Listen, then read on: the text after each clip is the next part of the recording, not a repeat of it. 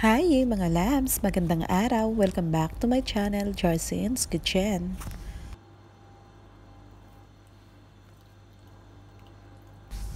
For today's vlog mga labs, magluluto po tayo ng macaroni bechamel.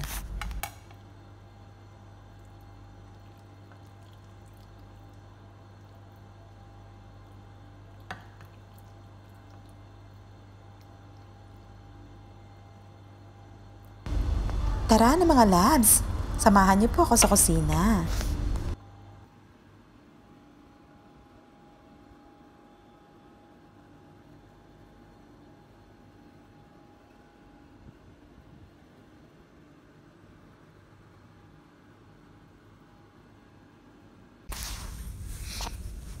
Mag-isa po tayo ng bawang at sibuyas, then isunod po natin ang ground beef.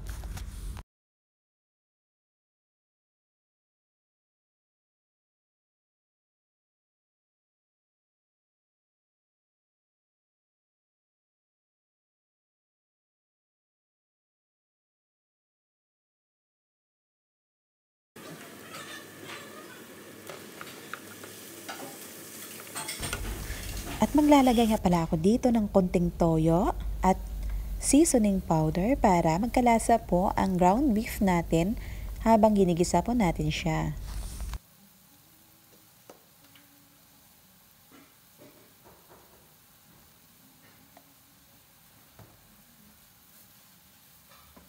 Ituloy lang po natin sa paggisa ang ating ground beef hanggang mag-dry ito.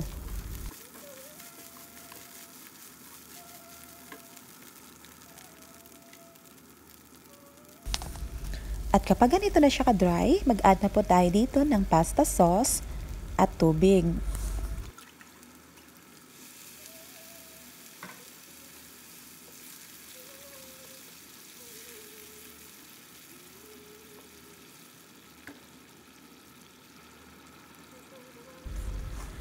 At nag-add din po ako dito ng konting tomato paste, ketchup at butter.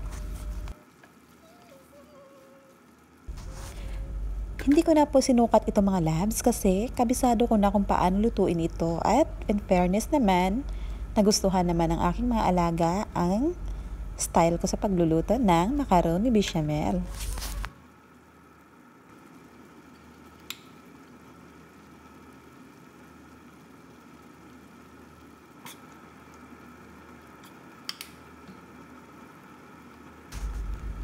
At naglalagay din po ako dito ng bechamel sauce para mas malasa, mas creamy, at mas malinamnam ang ating pasta sauce. Nag-add nga pala ako dito ulit ng kunting tubig kasi napakalapot siya para sa akin. Pakuluin lang po natin ito ng mga 15 to 20 minutes mga labs. Then mag-add po tayo ng seasoning at black pepper.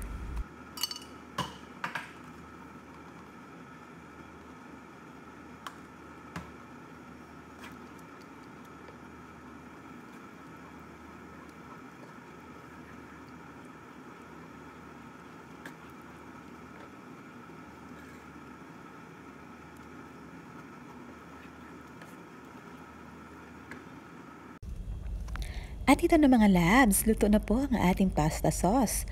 At pwede na po natin dito i-add ang ating napakuluan na o yung napalambot na macaroni.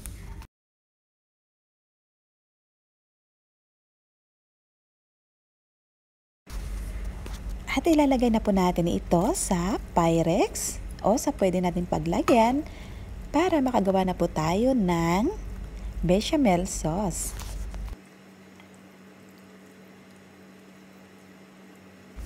Sa paggawa po ng bechamel sauce, kailangan natin isang buong butter at maglalagay po tayo ng 4 o hanggang 5 kutsarang harina or yung all-purpose flour.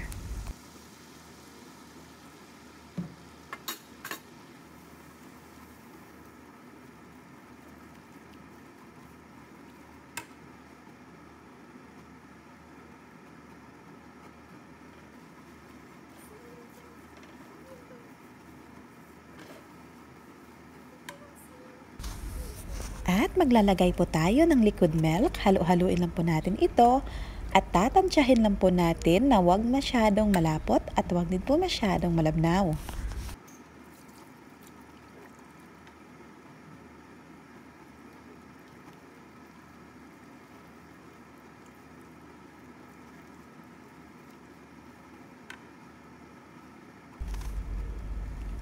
At naglagay na po ako dito ng liquid cream.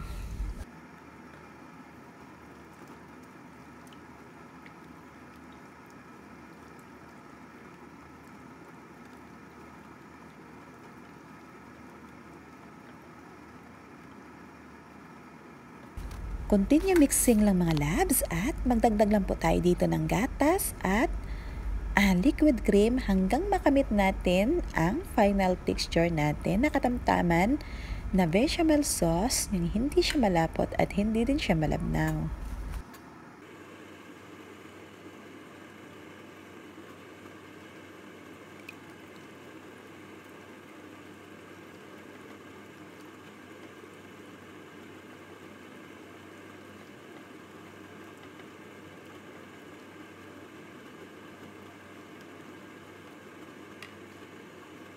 At syempre mga labs, hindi po dyan magpapahuli ang ating bechamel sauce flavoring.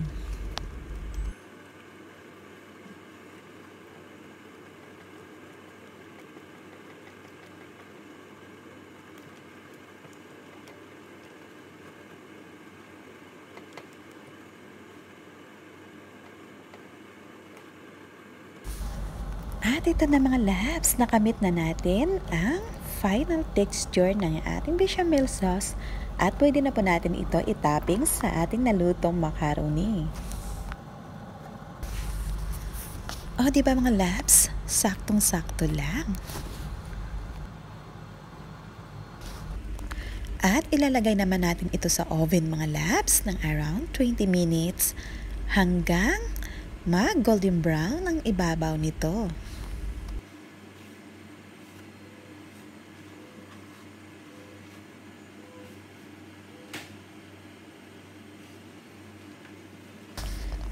At kapag ganito ng itsura mga labs, tanggalin na po natin ito sa oven para maiwasan ang pagkasunog. Napaka-easy lang po gawin ito mga labs at siguradong hindi po kayo magsisisi dahil sobrang sarap po nito. At syempre mga labs, tikiman portion. Naku po mga labs, sobrang sarap po talaga. Mas masarap pa sa jowa nyo. Char! And that's it our vlog for today mga labs. Thank you for watching and God bless you. Bye-bye.